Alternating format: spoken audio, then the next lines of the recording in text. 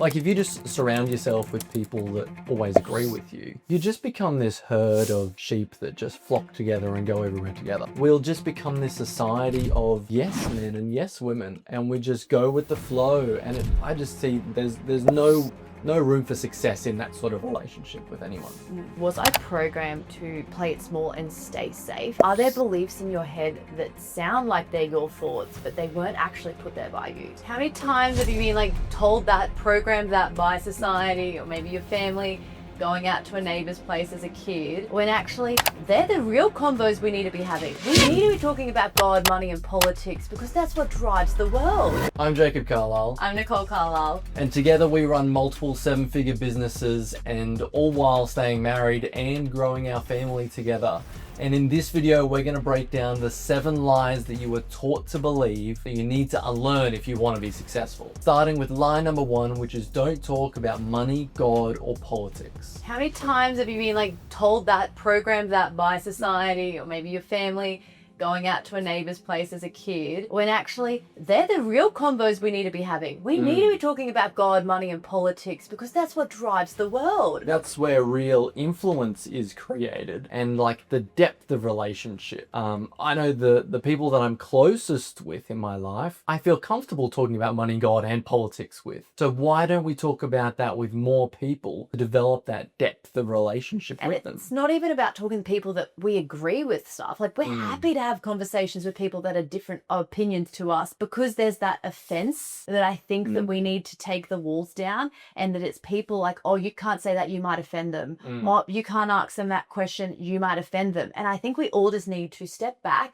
and not get offended. And without any challenge, if you just surround yourself with people that always agree with you, you just become this herd of sheep that just flock together and go everywhere together. Whereas when you have challenge, it actually forces you to build some conviction in your beliefs and actually build some real authority in what you're saying. You start fighting for what you believe in. And I think if we don't lean into that, if we don't lean into talking about some of the harder, more sensitive topics that people might be afraid of or nervous of thinking and talking about, we'll just become this society of yes men and yes women, and we just go with the flow. And I just see there's no room for success in that sort of relationship with anyone. Lie number 2, you can't have it all. I think that is true. You can't have it all if you expect it all at once. You've got to build towards it. You can't just wake up and go, well, I want everything all at once right now. That's entitlement.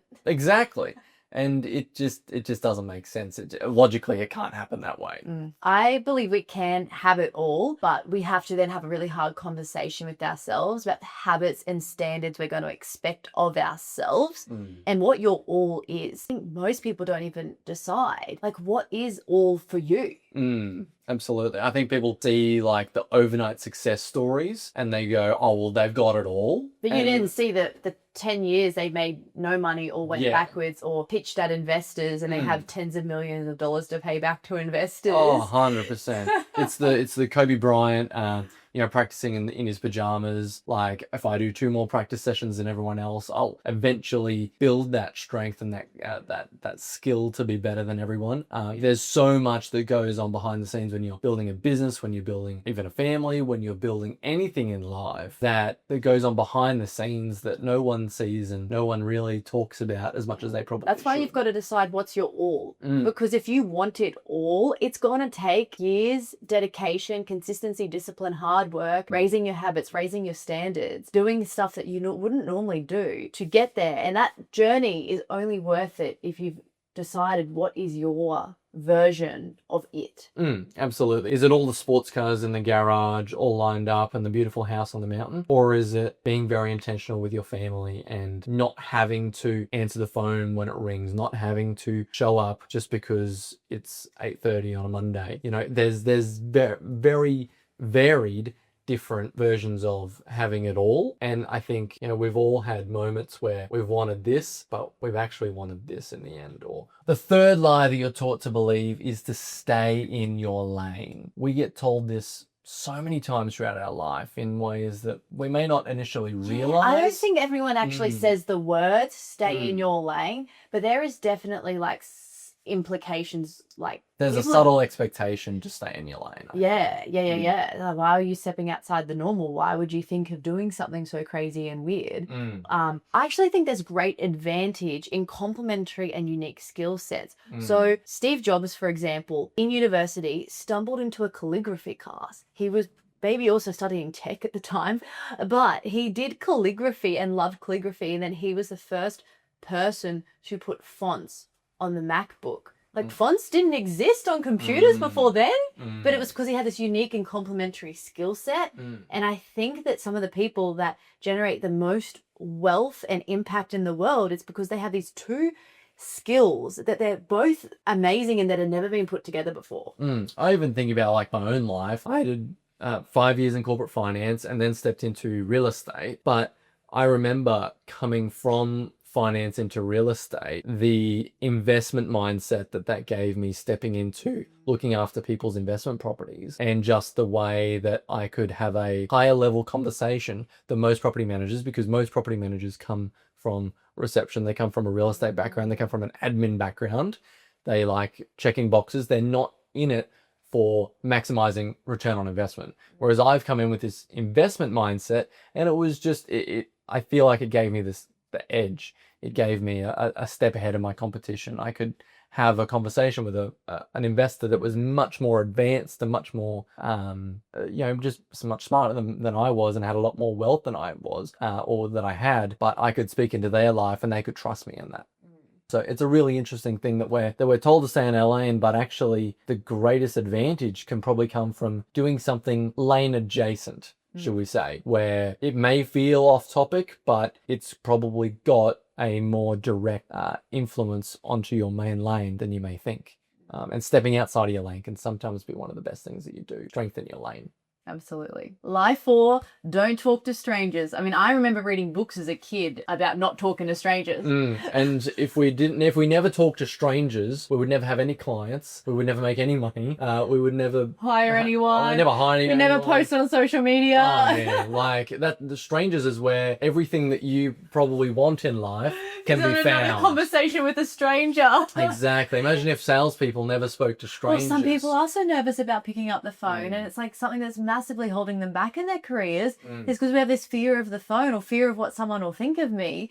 But hello, everyone is also just as scared. So if you take the first step out and have that conversation with a stranger, it is really not that scary. I love it when you watch those videos of those kids that do the cold calls, and you see them and they know their script a little bit, and they've stumbled over it a bit, but they just don't have that fear of rejection. No. They don't have that fear of someone telling them where to go, because you're not going to say that to a kid, hopefully.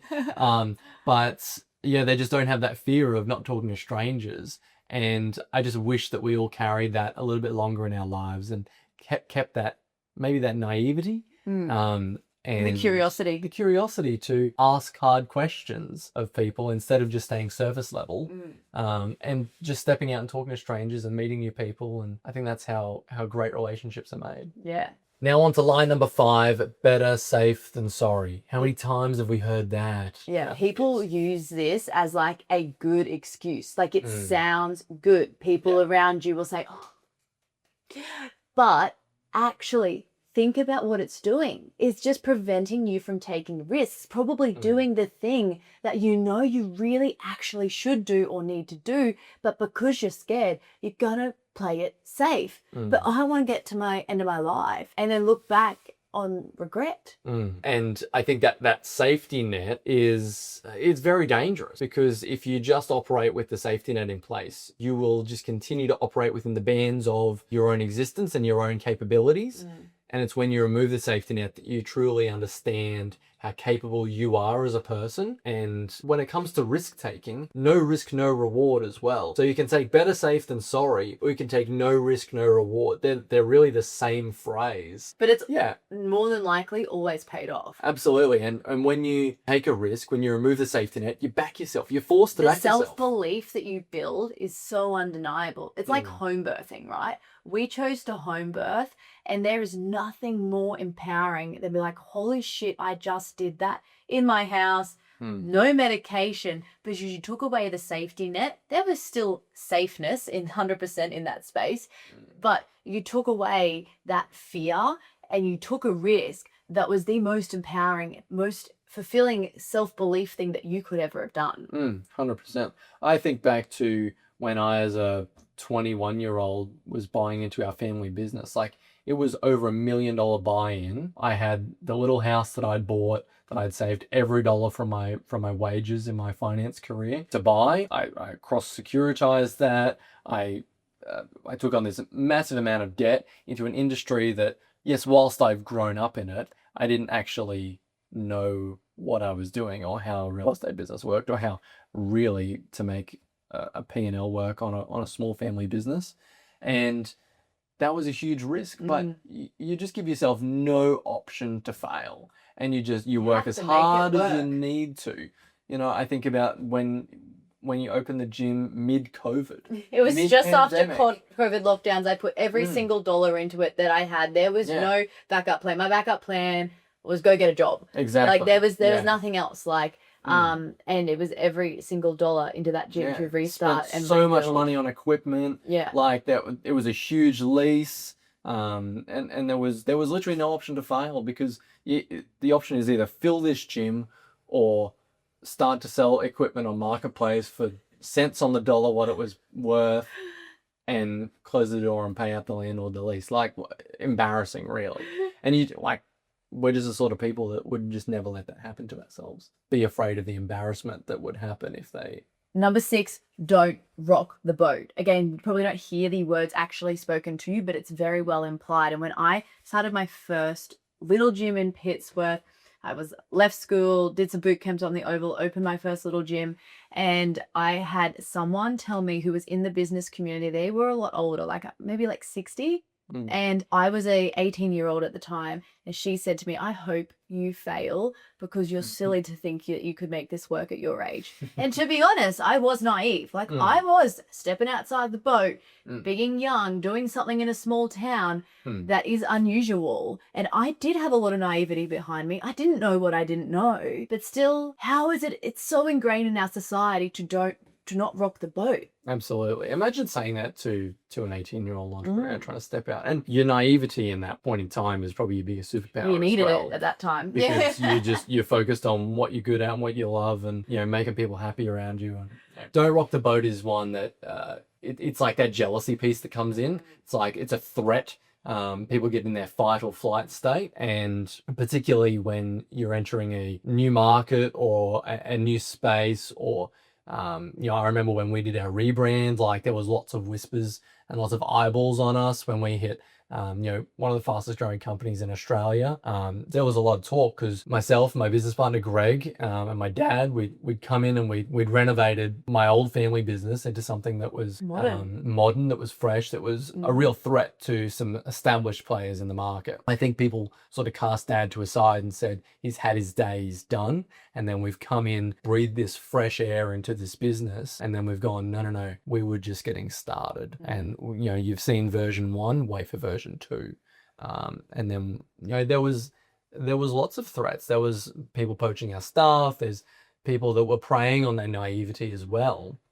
Because Greg and I had come in and we weren't naive. We were young. We are young. And people want to take advantage of that naivety, that freshness, that newness, that potential weakness, while you're focusing on making change and making ripples. That can sometimes cause, it can open up opportunities for other people to swoop in and prey on your weaknesses.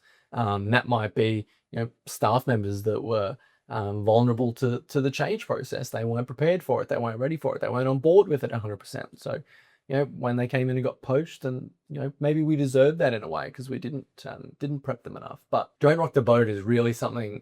I think it also speaks to Australian tall poppy syndrome a little bit. It does. It really does. So that brings us to the final lie number 7, which is ingrained in us. We go back through it. Don't rock the boat. Better safe than sorry. The risk taking, this is really the crux of it. Comes all to this one. It all stems from people saying, and the belief, what if it goes wrong? But what if it goes right? What if you woke up every day and started changing it and flipping that language, what if this goes right? 100%. What if that investment or buying my house, whatever that risk that you feel that you need to take next, look, what if it goes right?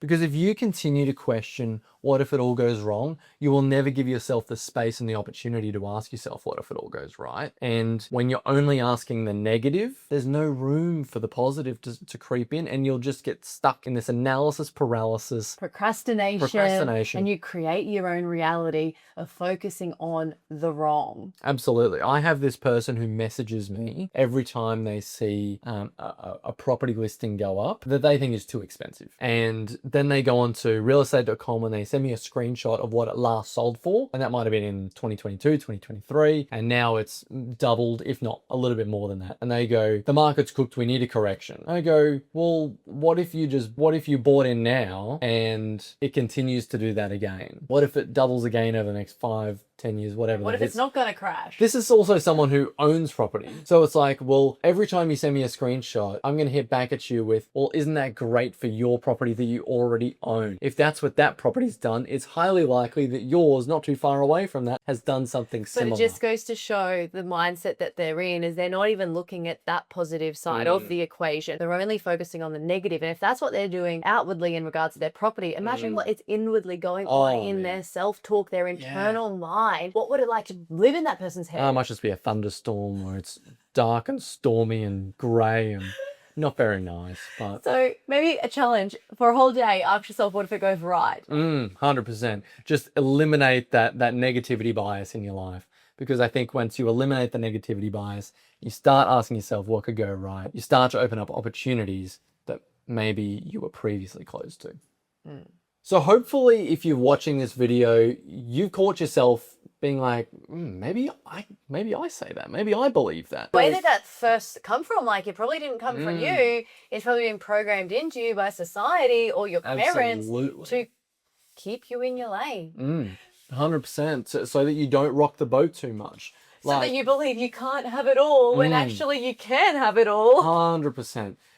So Nicole, what was your favorite out of our you can't have it all, I think, is told to women probably more than it is men. And I do believe you can have it all as a woman. I do have a business. I do have a thriving marriage, and I love being a mum. I love my children. I love my marriage. I love my business. We have the most amazing life. We still have so many goals for the future, but we've also been already able to do so much with the few years that we've been married. And I do believe you can have it all. 100%.